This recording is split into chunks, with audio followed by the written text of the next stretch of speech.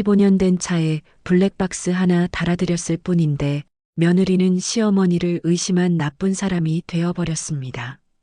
그런데 3개월 뒤 그 블랙박스에 찍힌 영상을 보고 모두가 울었습니다. 거기엔 사고가 아니라 73세 어머니의 숨겨진 진심이 담겨 있었거든요. 이 이야기의 주인공은 35살 평범한 직장인 며느리입니다. 결혼 8년 차 시댁과의 관계는 나쁘지 않았습니다. 특히 시어머니 박순자 씨는 조용하고 말수가 적은 분이었죠. 큰 갈등도 없었고 그렇다고 특별히 친밀한 사이도 아니었습니다. 그저 명절 때 만나고 가끔 전화 통화하는 그런 평범한 관계였습니다. 그런데 올해 봄 며느리의 마음속에 작은 불안이 자리 잡기 시작했습니다. 시어머니가 올해 73, 아직도 15년 된 은색 소나타를 직접 운전하고 계셨거든요. 차는 낡았지만 시어머니는 그 차를 무척 아끼셨습니다. 매주 토요일이면 어김없이 세차를 하셨고 보닛을 쓰다듬으며 혼잣말처럼 중얼거리시곤 했죠. 이 차는 아직 멀쩡하다고, 자기보다 오래 갈 거라고 말이죠. 가족들은 그 말에 웃어넘겼습니다. 하지만 며느리는 웃을 수가 없었습니다. 요즘 뉴스마다 나오는 고령 운전자 사고들, 급발진이니 브레이크 페달 착각이니 하는 말들이 연일 보도되고 있었으니까요. 특히 70대 이상 운전자 사고가 나면 사람들의 시선은 곱지 않았습니다. 나이 들면 면허 반납해야 한다는 댓글들, 고집만 세서 운전한다는 비난들이 무섭게 달렸죠. 며느리는 생각했습니다. 만약 어머님께 무슨 일이라도 생긴다면 정말 급발진인데, 증거가 없어서 억울하게 누명을 쓰신다면 그 생각만으로도 가슴이 철렁 내려앉았습니다. 며느리는 조심스럽게 남편에게 블랙박스를 바꿔드리자고 제안했고 남편은 흔쾌히 동의했습니다. 그날 저녁 며느리는 인터넷 검색창을 열었습니다. 고령 운전자 블랙박스, 급발진 증거용 블랙박스 같은 키워드를 쳤습니다. 그리고 한 제품을 발견했습니다. 내 채널 블랙박스, 전방, 후방, 실내, 그리고 발밑 페달까지 촬영되는 제품이었습니다. 리뷰를 읽어보니 급발진 사고 시 페달 영상이 결정적 증거가 된다는 내용이 있었습니다. 실제로 이 블랙박스 덕분에 무죄 판결 받은 사례도 있었죠. 며느리는 더 이상 망설이지 않았습니다. 가격은 조금 비쌌지만 시어머니의 안전을 생각하면 아깝지 않았습니다. 클릭 한 번으로 주문이 완료됐습니다. 이틀 뒤 택배가 도착했습니다. 며느리는 남편과 함께 시댁을 방문했습니다. 블랙박스 상자를 들고 가며 며느리는 기대에 차 있었습니다. 어머니가 좋아하시겠지? 안전하게 운전하실 수 있게 해드리는 거니까. 그렇게 생각하며 현관문을 열었습니다. 시어머니는 갑작스러운 방문에 놀라셨지만 며느리가 건넨 블랙박스 상자를 받아들며 고개를 끄덕이셨습니다. 표정에 큰 변화는 없었지만 나쁘게 받아들이시는 것 같지는 않았습니다. 며느리는 안도하며 설명을 이어갔습니다. 내 채널이라서 전방 후방 다 잘 나온다고, 요즘 사고도 많고 해서 혹시 모르니까 달아드리려고 한다고 말이죠. 시어머니는 조용히 상자를 내려다보시다가 짧게 고맙다고 말씀하셨습니다. 며느리는 미소 지었습니다.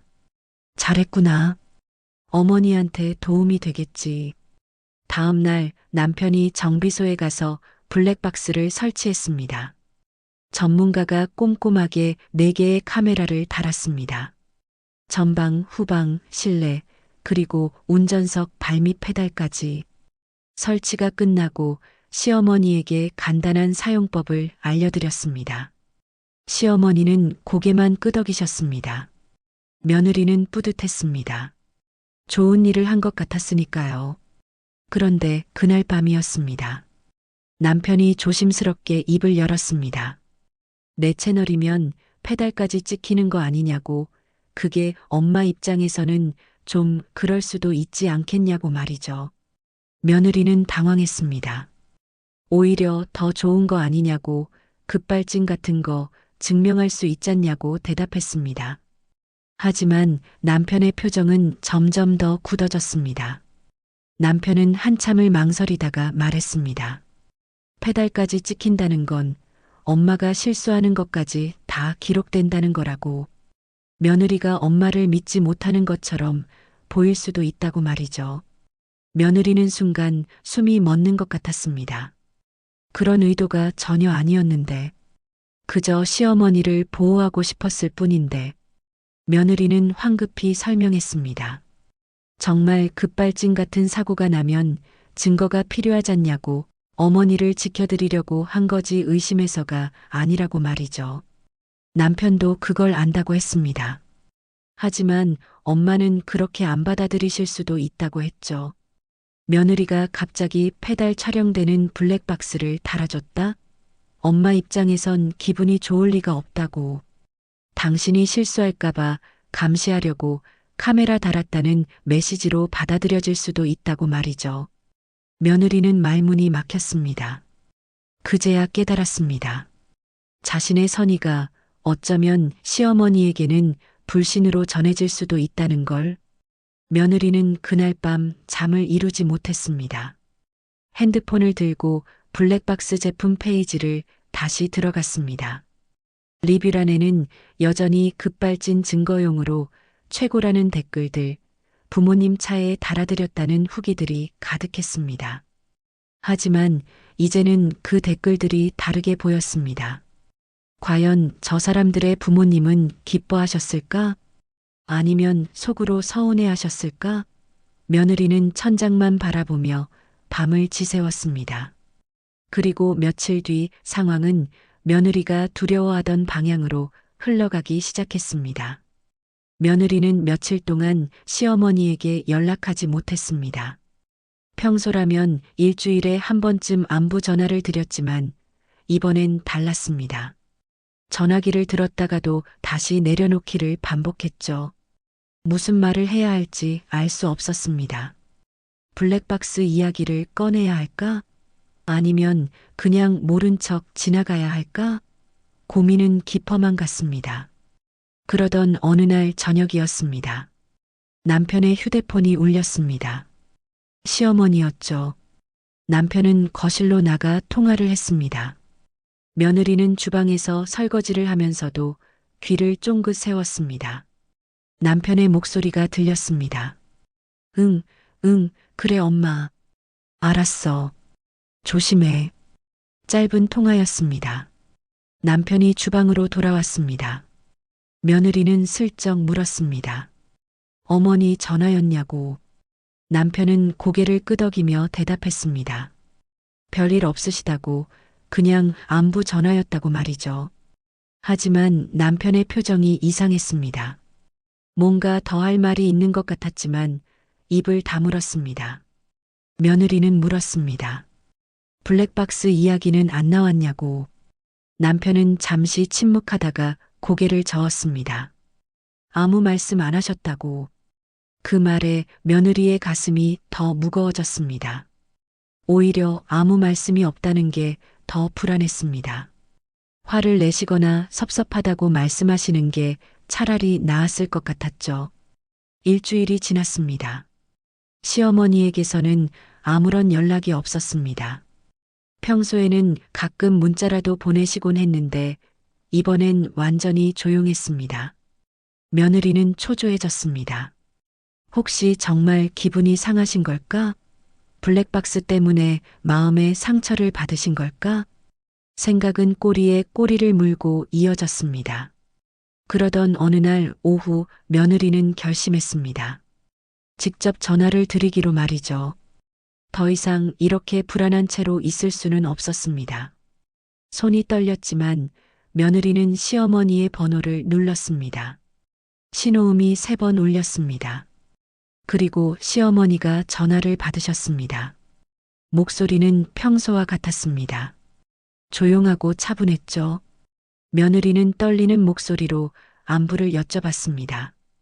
요즘 어떻게 지내시냐고, 건강은 괜찮으시냐고 물었습니다. 시어머니는 괜찮다고 대답하셨습니다. 별일 없다고, 그냥 평소처럼 지낸다고 말씀하셨죠. 며느리는 용기를 내서 물었습니다. 블랙박스는 잘 작동하냐고, 불편한 건 없으시냐고 조심스럽게 물어봤습니다. 시어머니는 잠시 침묵하셨습니다. 그 짧은 침묵이 며느리에게는 영겁처럼 길게 느껴졌습니다. 그리고 시어머니가 말씀하셨습니다. 잘 되고 있다고, 화면도 잘 나온다고, 고맙다고 말씀하셨습니다. 하지만 그 목소리에는 뭔가 힘이 없었습니다. 평소에 그 담담한 톤이 아니었죠. 뭔가 억지로 괜찮은 척 하시는 것 같았습니다. 며느리는 가슴이 철렁했습니다. 통화를 끝내고 며느리는 한참 동안 핸드폰을 쥔 채 멍하니 앉아 있었습니다. 역시나였습니다. 시어머니는 기분이 상하셨던 겁니다. 하지만 말씀하지 않으셨던 거죠. 그게 시어머니의 방식이었으니까요. 불편하다고, 섭섭하다고 직접 말하지 않으시는 분이었으니까요. 며느리는 후회가 밀려왔습니다. 왜 그런 블랙박스를 샀을까? 그냥 평범한 두 채널 제품을 샀으면 이런 일은 없었을 텐데. 페달까지 찍히는 블랙박스를 달아드린 게 시어머니에게는 당신을 믿지 못한다는 메시지로 전해진 거였습니다. 며느리는 남편에게 말했습니다. 블랙박스를 다시 바꿔야 할 것 같다고. 일반 블랙박스로 교체하자고 말이죠. 하지만 남편은 고개를 저었습니다. 이미 설치한 걸 또 바꾸면 그게 더 이상하다고 했습니다. 엄마가 더 신경 쓰실 거라고 말이죠. 남편의 말이 맞았습니다. 이미 엎질러진 물이었습니다. 이제 와서 바꾼다고 해도 시어머니의 마음속에 생긴 상처는 지워지지 않을 것 같았습니다. 며느리는 무력감에 빠졌습니다. 좋은 의도로 한 일이 왜 이렇게 엉망이 되어버린 걸까요? 그날 밤 며느리는 또다시 잠을 이루지 못했습니다. 천장을 바라보며 생각했습니다. 시어머니는 지금 어떤 마음으로 그 차를 운전하고 계실까? 블랙박스가 자신을 감시하고 있다고 느끼실까? 페달을 밟을 때마다 카메라를 의식하실까? 그런 생각들이 머릿속을 떠나지 않았습니다. 며느리는 결심했습니다. 시간을 두고 천천히 관계를 회복해야겠다고, 더 자주 안부 전화를 드리고 더 자주 찾아뵙겠다고 마음먹었습니다. 그게 지금 할 수 있는 최선이었으니까요. 하지만 며느리는 몰랐습니다. 시어머니의 침묵 뒤에 숨겨진 진짜 이유를 말이죠. 그건 며느리가 상상했던 것과는 전혀 다른 것이었습니다. 2주가 지났습니다. 며느리와 시어머니의 관계는 여전히 어색했습니다. 전화 통화는 이전보다 줄었고 통화를 해도 예전만큼 편하지 않았습니다. 며느리는 매번 통화를 끝낼 때마다 한숨을 쉬었습니다. 이렇게 어색한 관계가 언제까지 계속될까? 그런 생각에 마음이 무거웠습니다. 그런데 어느 날이었습니다. 남편이 퇴근하고 집에 돌아왔을 때 표정이 심상치 않았습니다. 현관문을 열자마자 신발도 제대로 벗지 않고 거실로 들어왔습니다. 며느리는 뭔가 이상함을 느꼈습니다. 남편은 소파에 털썩 앉더니 한참을 말이 없었습니다. 며느리가 조심스럽게 물었습니다. 무슨 일 있냐고. 남편은 한숨을 길게 내쉬더니 입을 열었습니다. 오늘 엄마한테 전화가 왔다고 했습니다. 그런데 평소와 다른 전화였다고 말이죠. 시어머니가 병원에 다녀오셨다는 겁니다. 며느리는 깜짝 놀랐습니다. 병원? 어디가 안 좋으신 거냐고 황급히 물었습니다. 남편은 고개를 저으며 말했습니다. 큰 병은 아니라고. 하지만 며칠 전부터 어지럼증이 있으셨다고 합니다. 차를 운전하다가 갑자기 어지러워서 길가에 차를 세우고 한참을 쉬셨다고 했습니다. 며느리는 가슴이 철렁 내려앉았습니다. 운전 중에 어지러우셨다고? 그럼 큰 사고로 이어질 수도 있었던 거잖아요. 며느리는 목소리를 높였습니다. 왜 진작 말씀 안 하셨냐고, 우리가 모시고 병원 갔어야 하는 거 아니냐고 말이죠. 남편은 조용히 대답했습니다. 엄마는 괜찮다고 하셨다고, 그냥 일시적인 거라고, 피곤해서 그런 거라고 말씀하셨다고 했습니다. 하지만 며느리는 알았습니다. 시어머니가 괜찮다고 말씀하신 게 정말 괜찮아서가 아니라는 걸 말이죠. 그저 자식들에게 걱정 끼치기 싫어서 그렇게 말씀하신 거라는 걸요. 며느리는 당장 시댁으로 가야겠다고 말했습니다. 남편도 고개를 끄덕였습니다. 두 사람은 서둘러 준비를 하고 시댁으로 향했습니다. 차 안에서 며느리는 계속 생각했습니다. 혹시 블랙박스 때문에 스트레스를 받으신 건 아닐까? 그 생각이 머리를 떠나지 않았습니다. 시댁에 도착했을 때 시어머니는 거실 소파에 앉아 계셨습니다. 평소보다 얼굴이 조금 창백해 보였습니다. 며느리는 달려가서 시어머니 옆에 앉았습니다. 그리고 조심스럽게 물었습니다. 어디가 안 좋으시냐고, 병원에서 뭐라고 하시던가고 말이죠. 시어머니는 여전히 담담한 표정으로 대답하셨습니다. 괜찮다고, 그냥 혈압이 좀 높다고 했다고 말씀하셨습니다. 약 먹으면 괜찮아질 거라고, 걱정하지 말라고 하셨죠. 하지만 며느리는 걱정을 멈출 수가 없었습니다. 며느리는 용기를 내서 말했습니다.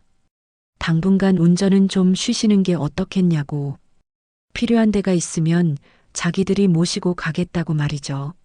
하지만 시어머니는 고개를 저으셨습니다. 괜찮다고, 자기는 운전할 수 있다고 하셨습니다. 그때 며느리는 깨달았습니다. 시어머니에게 운전이란 단순히 이동수단이 아니라는 걸. 그건 자유였고 자립이었고 존엄이었습니다. 73의 나이에도 혼자 차를 몰고 어디든 갈 수 있다는 것. 그게 시어머니에게는 무척 중요한 일이었던 겁니다. 며느리는 더 이상 말을 꺼내지 못했습니다. 대신 조용히 시어머니 곁에 앉아 있었습니다. 그날 밤 며느리와 남편은 시댁에서 묵기로 했습니다. 밤늦게까지 며느리는 잠을 이루지 못했습니다. 객실 창문으로 마당이 보였습니다. 그리고 그곳에 주차된 은색 소나타가 보였습니다. 달빛 아래 차는 고요히 서 있었습니다. 블랙박스에 작은 LED 불빛이 깜빡이고 있었죠. 며느리는 생각했습니다. 저 블랙박스가 지금 무엇을 기록하고 있을까? 혹시 시어머니의 힘든 순간들도 저 안에 담겨 있을까? 그런 생각들이 머릿속을 가득 채웠습니다. 다음 날 아침이었습니다. 며느리는 일찍 일어나 마당으로 나갔습니다. 시어머니의 차 앞에 서서 한참을 바라봤습니다. 그때 뒤에서 목소리가 들렸습니다. 시어머니였습니다. 시어머니도 일찍 일어나셨던 거죠. 두 사람은 나란히 차 앞에 섰습니다. 시어머니가 먼저 입을 여셨습니다. 블랙박스 고맙다고 하셨습니다. 며느리는 깜짝 놀라 시어머니를 바라봤습니다.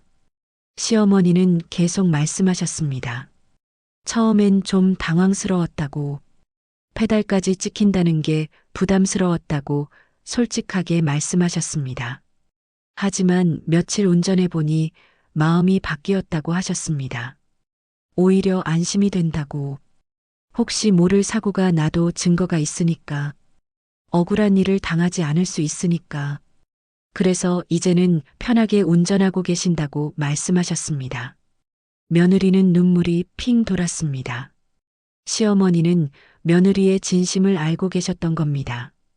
처음엔 당황스러워도 결국 며느리가 자신을 걱정해서 한 일이라는 걸 이해하고 계셨던 거죠. 며느리는 그제야 안도할 수 있었습니다. 하지만 며느리는 몰랐습니다.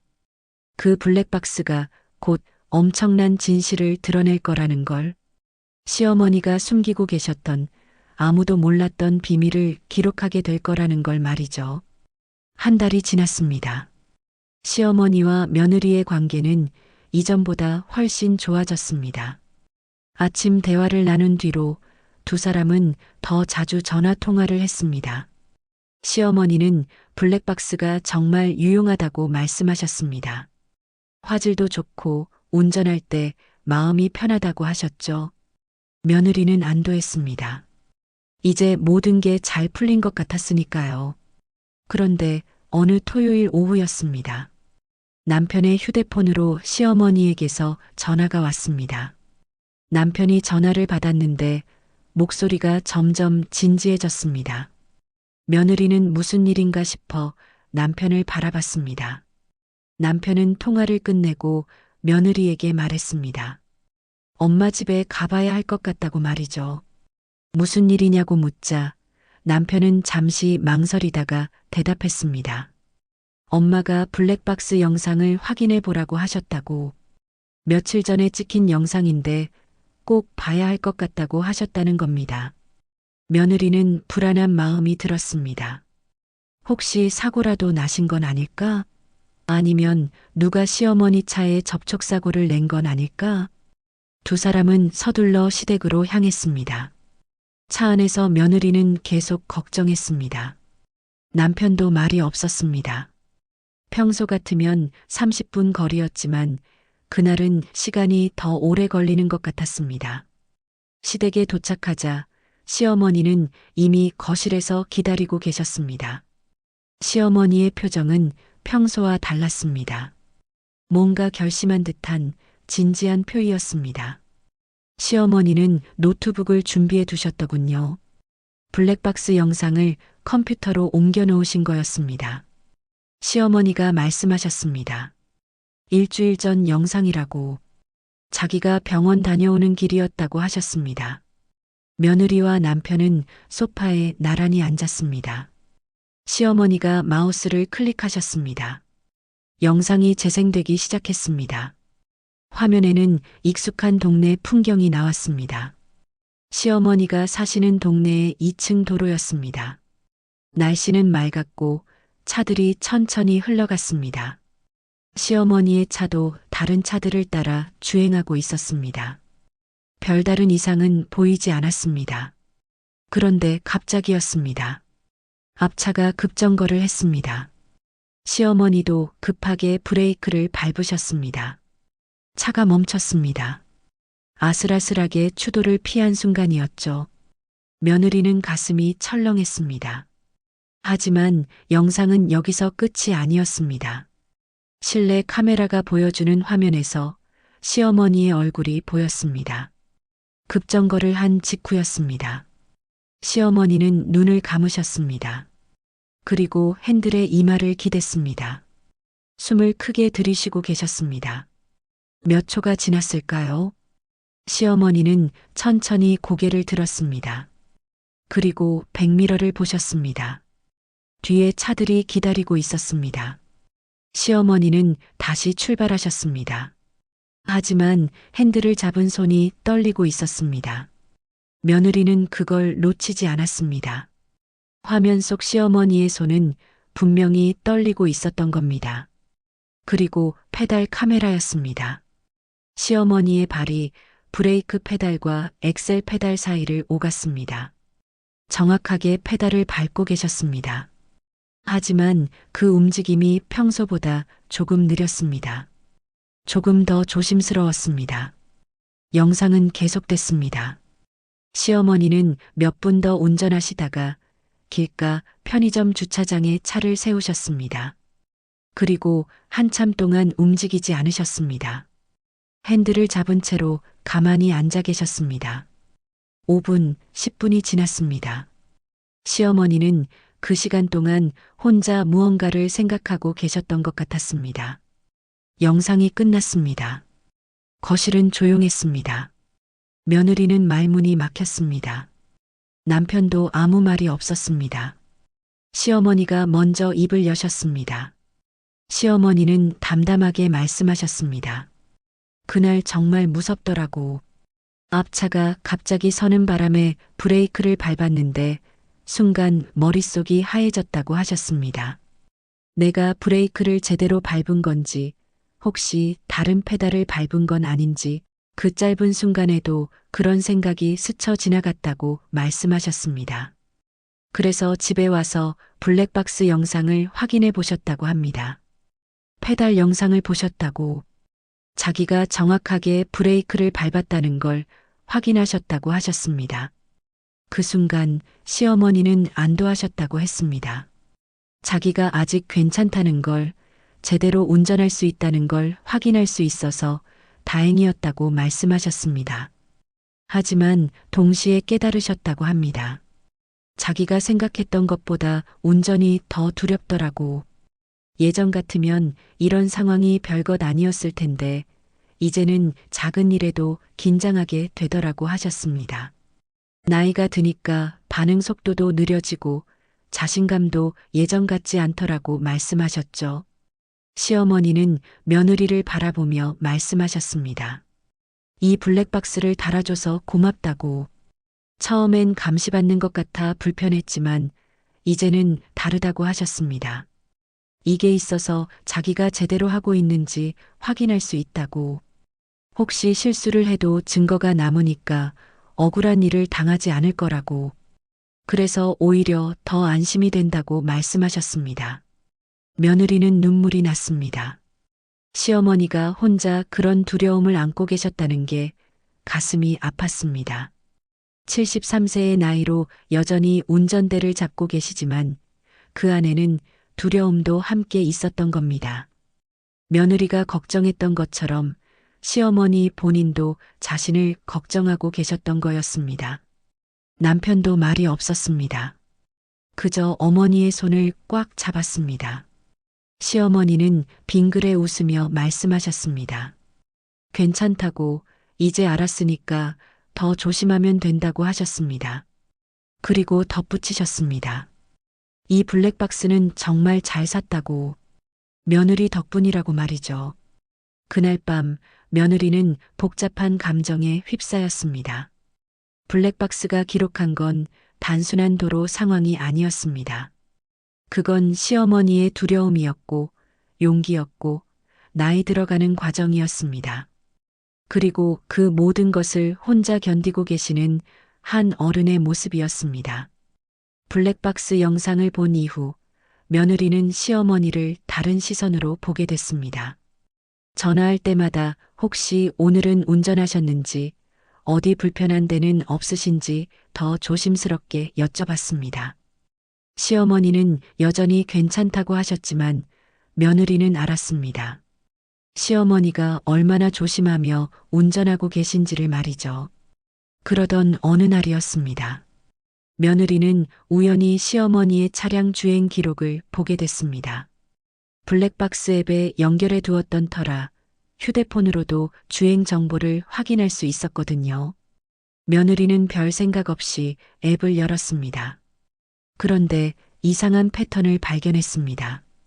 매주 수요일 오후 3시, 시어머니는 정확히 그 시간에 운전을 하고 계셨습니다. 목적지는 항상 같은 곳이었습니다. 집에서 약 20분 거리에 있는 한 동네였죠. 며느리는 궁금했습니다. 시어머니가 매주 수요일마다 그곳에 가시는 이유가 뭘까? 며느리는 남편에게 물어봤습니다. 혹시 어머니가 수요일마다 어디 가시는 거 아느냐고. 남편도 고개를 갸우뚱했습니다. 모른다고 했습니다. 병원도 아닐 것 같고 친구 만나시는 것도 아닌 것 같다고 말이죠. 그럼 뭘까요? 두 사람은 의문에 빠졌습니다. 며느리는 더 자세히 주행 기록을 살펴봤습니다. 시어머니는 그곳에서 보통 2시간 정도 머무르셨습니다. 그리고 오후 5시쯤 집으로 돌아오셨죠. 매주 빠짐없이 같은 패턴이었습니다. 며느리는 점점 더 궁금해졌습니다. 다음 주 수요일이었습니다. 며느리는 용기를 내서 시어머니에게 전화를 걸었습니다. 그리고 조심스럽게 물어봤습니다. 혹시 오늘 어디 가시는 데 있으시냐고. 필요하시면 자기가 모셔다 드리겠다고 말이죠. 시어머니는 잠시 침묵하셨습니다. 그리고 담담하게 대답하셨습니다. 괜찮다고, 자기가 갈 수 있다고 하셨습니다. 어디 가시냐고 며느리가 다시 물었습니다. 시어머니는 한참을 망설이시더니 말씀하셨습니다. 그냥 볼 일이 있어서 간다고. 별거 아니라고 하셨죠? 며느리는 더 이상 묻지 않았습니다. 시어머니가 말씀하고 싶지 않으신 것 같았으니까요. 하지만 마음속 궁금증은 사라지지 않았습니다. 대체 시어머니는 매주 수요일마다 어디에 가시는 걸까? 왜 가족들에게 말씀하지 않으시는 걸까? 며느리는 고민 끝에 결정했습니다. 다음 주 수요일 직접 확인해 보기로 말이죠. 물론 시어머니를 미행하겠다는 건 아니었습니다. 그저 혹시 도움이 필요하신 건 아닌지, 힘든 일을 혼자 하시는 건 아닌지 확인하고 싶었을 뿐이었습니다. 다음 주 수요일 오후 2시 30분, 며느리는 회사에 반차를 냈습니다. 그리고 시어머니 집 근처로 갔습니다. 멀찍이 떨어진 곳에 차를 세워두고 기다렸습니다. 오후 3시가 되자 시어머니의 은색 소나타가 집 앞에서 나왔습니다. 며느리는 조심스럽게 뒤를 따라갔습니다. 시어머니의 차는 천천히 주택가를 빠져나갔습니다. 신호를 지키며 안전하게 운전하고 계셨습니다. 20분쯤 지났을까요? 시어머니의 차가 한 동네에 들어섰습니다. 주행 기록에서 봤던 바로 그곳이었습니다. 시어머니는 한 주택 앞에 차를 세우셨습니다. 그리고 차에서 내리셨습니다. 손에는 작은 가방을 들고 계셨습니다. 며느리는 멀리서 지켜봤습니다. 시어머니는 초인종을 누르셨습니다. 잠시 후 문이 열렸습니다. 문을 연 건 한 중년 여성이었습니다. 그 여성은 시어머니를 반갑게 맞이했습니다. 두 사람은 잠깐 이야기를 나누더니 집 안으로 들어갔습니다. 며느리는 차 안에서 계속 지켜봤습니다. 대체 저 집은 누구 집일까? 시어머니는 저기서 무엇을 하시는 걸까? 1시간이 지났습니다. 2시간이 지났습니다. 며느리는 계속 기다렸습니다. 오후 5시가 되자 시어머니가 집 밖으로 나오셨습니다. 시어머니의 표정이 보였습니다. 피곤해 보이셨지만 동시에 어딘가 뿌듯해 보이기도 했습니다. 시어머니는 차에 올라타시고 천천히 출발하셨습니다. 며느리는 따라가지 않았습니다. 대신 그 집을 다시 한번 바라봤습니다. 평범한 2층 주택이었습니다. 특별해 보이는 건 없었죠. 며느리는 차에서 내려 조심스럽게 그 집 쪽으로 걸어갔습니다. 대문 옆에 작은 명패가 붙어 있었습니다. 거기엔 이렇게 적혀 있었습니다. 행복한 방과 후 돌봄센터. 며느리는 순간 이해했습니다. 시어머니가 매주 수요일마다 이곳에 오신 이유를 말이죠. 돌봄센터, 아이들을 돌보는 곳이었습니다. 시어머니는 봉사활동을 하고 계셨던 겁니다. 며느리는 가슴이 뭉클했습니다. 73세의 나이에도 시어머니는 여전히 누군가를 돌보고 계셨던 겁니다. 자신의 건강도 완벽하지 않으신데, 운전도 조심스러우신데, 그럼에도 불구하고 매주 이곳에 오셔서 아이들을 돌보고 계셨던 거였습니다. 며느리는 왜 시어머니가 이 사실을 숨기셨는지 알 것 같았습니다. 가족들이 걱정할까봐, 나이 들어서 무리한다고 말릴까봐, 그래서 조용히 혼자 하고 계셨던 거였죠. 며느리는 한참을 그 자리에 서 있었습니다. 그날 저녁 며느리는 남편에게 오늘 있었던 일을 말했습니다. 남편도 놀랐습니다. 엄마가 봉사활동을 하고 계셨다니. 두 사람은 어떻게 해야 할지 고민했습니다. 시어머니께 알고 있다고 말씀드려야 할까? 아니면 모르는 척 해야 할까? 며느리는 생각했습니다. 시어머니가 그 일을 통해 행복을 느끼신다면 굳이 막을 필요는 없을 것 같았습니다. 하지만 동시에 안전도 중요했습니다. 매주 20분씩 운전하시는 것도 2시간씩 아이들을 돌보시는 것도 73세에게는 쉬운 일이 아니었으니까요. 며느리는 결심했습니다. 시어머니를 지켜봐야겠다고. 블랙박스로 운전을 확인하고 자주 전화드려서 건강을 체크하고 필요할 때는 도움을 드려야겠다고 말이죠. 그게 지금 며느리가 할 수 있는 최선이었습니다. 2주가 지났습니다. 며느리는 시어머니의 비밀을 알게 된 후로도 내색하지 않았습니다. 여전히 일주일에 한두 번 전화를 드렸고 안부를 물었습니다. 시어머니는 변함없이 괜찮다고 대답하셨습니다. 매주 수요일이면 블랙박스 앱에서 주행 기록이 찍혔고 며느리는 조용히 그걸 확인했습니다. 시어머니는 여전히 오후 3시에 출발하셨고 안전하게 운전하셨고 저녁 5시쯤 집으로 돌아오셨습니다. 며느리는 그 패턴을 보며 안도했습니다. 큰 문제 없이 잘 지내고 계신다는 뜻이었으니까요. 그런데 어느 수요일이었습니다. 그날은 아침부터 날씨가 좋지 않았습니다. 먹구름이 하늘을 뒤덮었고 오후가 되자 비가 내리기 시작했습니다. 며느리는 회사에서 창밖을 내다봤습니다. 빗줄기가 점점 굵어지고 있었습니다. 그때 문득 시어머니가 떠올랐습니다. 오늘이 수요일이었습니다.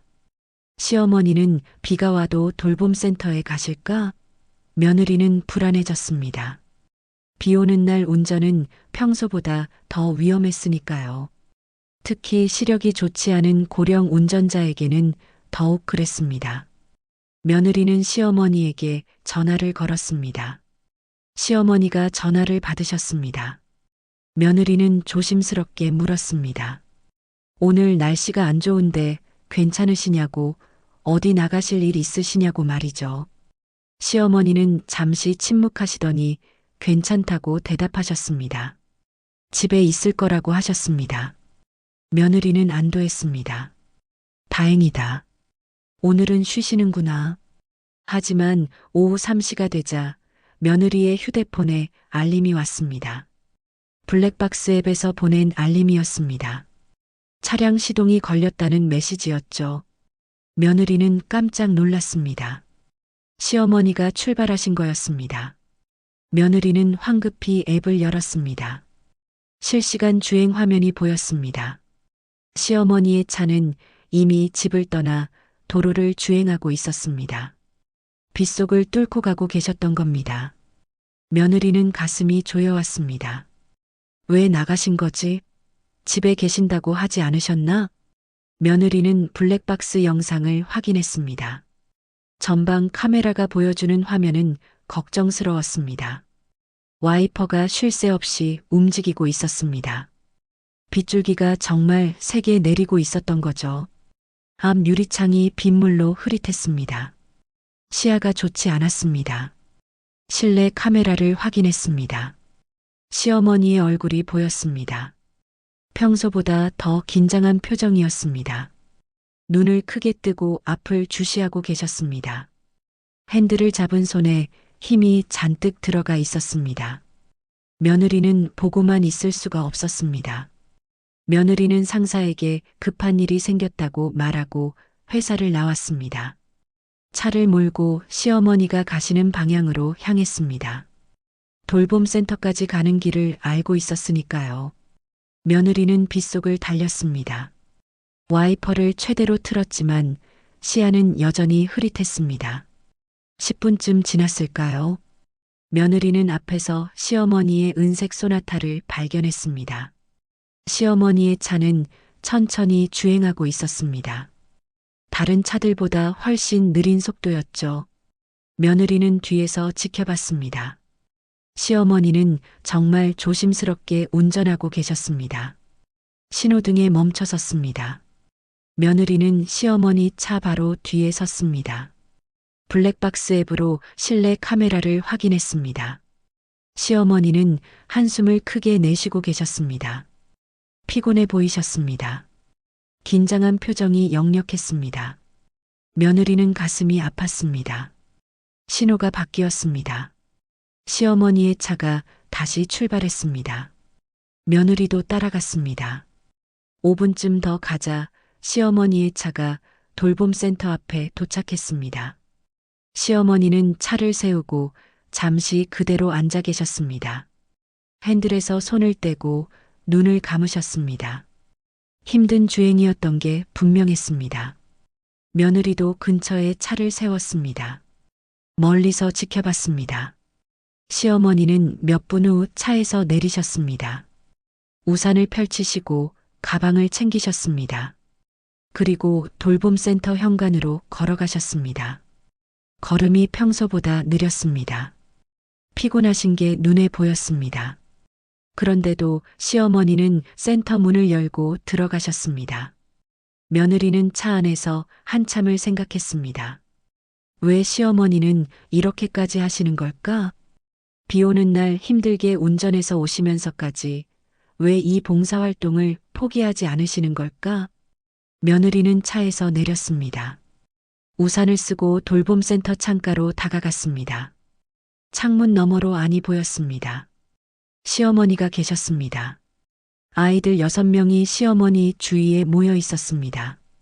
시어머니는 아이들에게 뭔가를 나눠주고 계셨습니다. 간식인 것 같았습니다. 아이들은 웃고 있었습니다. 시어머니도 웃고 계셨습니다.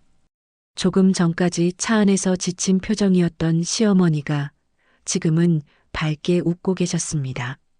한 아이가 시어머니에게 안겼습니다. 시어머니는 그 아이의 머리를 쓰다듬어 주셨습니다. 며느리는 그제야 이해했습니다. 시어머니에게 이 시간은 단순한 봉사가 아니었습니다. 이건 시어머니의 삶의 이유였습니다. 나이가 들어도 누군가에게 필요한 사람이고 싶으셨던 거죠. 누군가를 돌볼 수 있다는 것. 그게 시어머니에게는 살아가는 힘이었던 겁니다. 며느리는 눈물이 났습니다. 비 오는 날도 마다하지 않고 이곳에 오시는 이유를, 가족들에게 말하지 않으셨던 이유를 이제야 온전히 이해할 수 있었습니다. 며느리는 조용히 차로 돌아갔습니다. 그날 저녁 시어머니가 무사히 집에 도착하셨다는 알림이 왔습니다. 며느리는 안도의 한숨을 쉬었습니다. 그리고 결심했습니다. 시어머니의 이 소중한 시간을 지켜드려야겠다고. 하지만 동시에 안전도 지켜드려야겠다고 말이죠. 이제 며느리에게는 해야 할 일이 생겼습니다. 며느리는 며칠 동안 고민했습니다. 시어머니에게 어떻게 말씀드려야 할까? 비 오는 날 따라갔던 이야기를 해야 할까? 아니면 그냥 자연스럽게 도와드리겠다고 말씀드려야 할까? 생각은 복잡했지만 결론은 하나였습니다. 시어머니를 도와드려야 한다는 것이었습니다. 다음 주 화요일 저녁이었습니다. 며느리는 용기를 내서 시어머니에게 전화를 걸었습니다. 시어머니가 전화를 받으셨습니다. 며느리는 떨리는 목소리로 말문을 열었습니다. 내일 수요일인데 혹시 어디 가실 일 있으시냐고.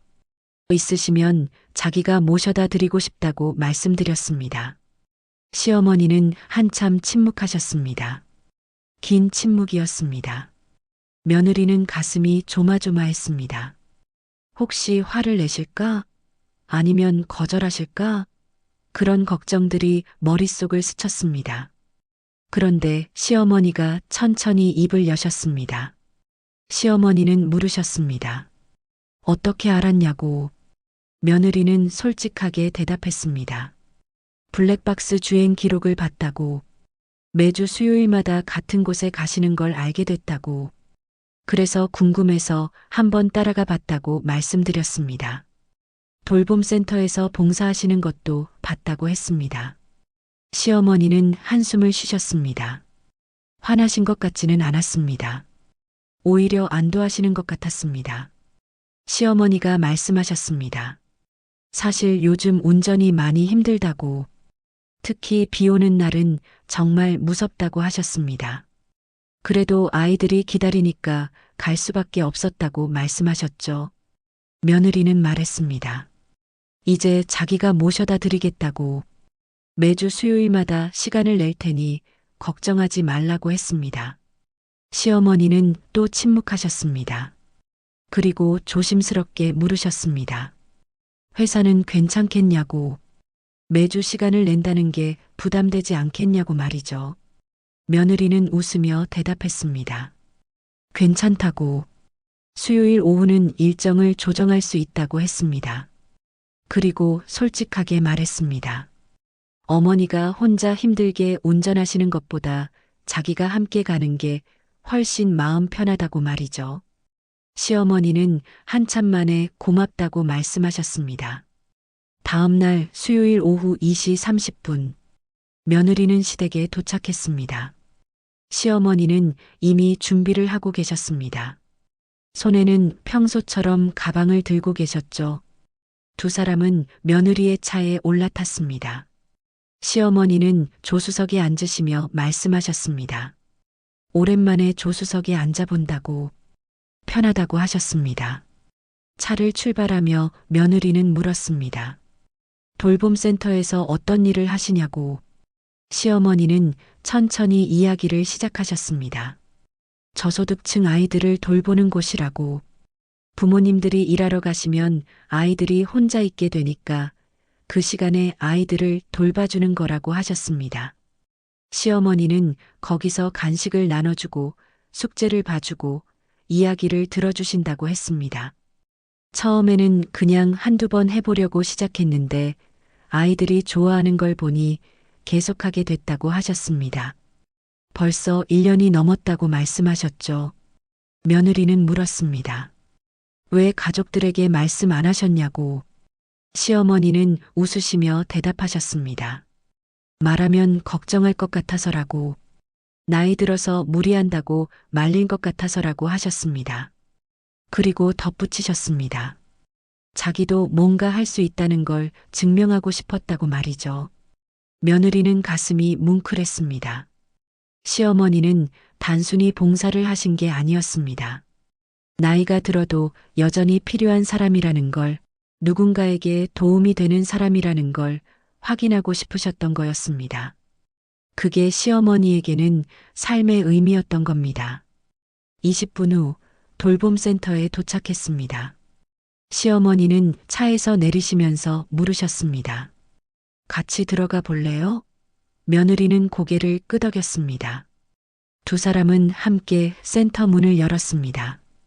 아이들이 와하고 소리를 지르며 시어머니에게 달려왔습니다. 아이들은 시어머니를 할머니라고 불렀습니다. 할머니 왔다고 좋아했습니다. 한 아이가 며느리를 보고 물었습니다. 이 사람은 누구냐고. 시어머니가 웃으며 대답하셨습니다. 할머니 딸이라고. 오늘부터 같이 올 거라고 하셨습니다. 아이들은 며느리에게도 반갑게 인사했습니다. 며느리는 아이들을 보며 미소 지었습니다. 6명의 아이들. 초등학교 저학년으로 보이는 아이들이었습니다. 밝게 웃고 있었지만 어딘가 조심스러운 모습도 보였습니다. 어른의 관심이 필요한 아이들이었습니다. 그날 오후 며느리는 시어머니와 함께 아이들을 돌봤습니다. 간식을 나눠주고 숙제를 도와주고 놀아주었습니다. 시어머니는 정말 자연스럽게 아이들을 대하셨습니다. 오랜 경험이 묻어나는 손길이었습니다. 아이들도 시어머니를 정말 좋아하는 게 보였습니다. 오후 5시가 되었습니다. 아이들의 부모님들이 하나둘 도착하기 시작했습니다. 아이들은 아쉬워하며 작별 인사를 했습니다. 다음 주에 또 오라고 했습니다. 시어머니는 고개를 끄덕이며 약속하셨습니다. 꼭 온다고 말이죠. 집으로 돌아가는 차 안에서 시어머니가 말씀하셨습니다. 정말 고맙다고. 덕분에 마음이 편하다고 하셨습니다. 며느리는 대답했습니다. 자기도 좋다고.